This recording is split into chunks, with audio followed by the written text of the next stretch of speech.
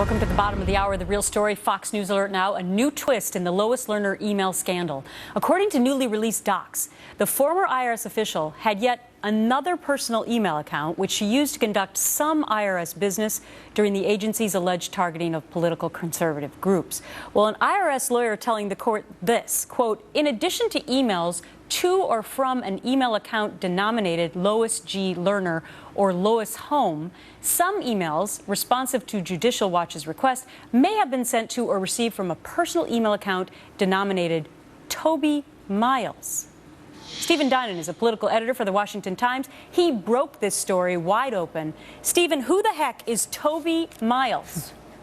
That's a really good question. You know, we don't know for sure, but it sounds like it is Miles is Lerner's husband's last name, and there are reports out that Toby is the name of her dog. So this may be another example of a government official using a dog's name for an email account. Of course, Lisa Jackson at the EPA, former EPA administrator, also used the account Richard Windsor, which was apparently also at least one of those names, the name of her dog as well. So that's the current belief that this was essentially her husband's account that she used, and we already have one email message out of this that the IRS did turn over to Congress earlier in the investigation from this Toby Miles account. So we know some of what went on there. The real news here is that 2 years after this Freedom of Information Act request was filed, the IRS is now saying, hey, we realize that there may be other Lerner emails out there that are responsive to these things that we were supposed to have answered, a year ago. Well, wait a minute. They just are now, remembering that,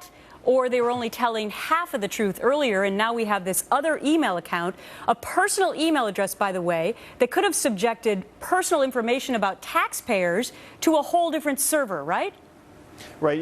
You raise all of the right questions, and the answer is we just don't know the extent of her use of this account right now. As I said, we have one inkling of it in some of the documents that have been put out there, but we don't know how much she used this account. The only reason we actually know about this one right now is because she actually included her regular IRS account as one of the senders, the two line on the message she sent from the Toby Miles account. So we know about that. Look, this is like all of the other questions we have with personal emails and Lisa Jackson and Hillary Rodham Clinton, the White House top science advisor, who have all used personal accounts for government business to some extent or another. The issue is we don't know how much they did with those personal accounts because they're personal accounts. Unless the government goes back and claws those messages back, we don't know what they did. Is it true that Congressman Dave Camp had sent a letter, I think it was back in April, asking for a criminal referral on her emails and that they referenced this Toby account?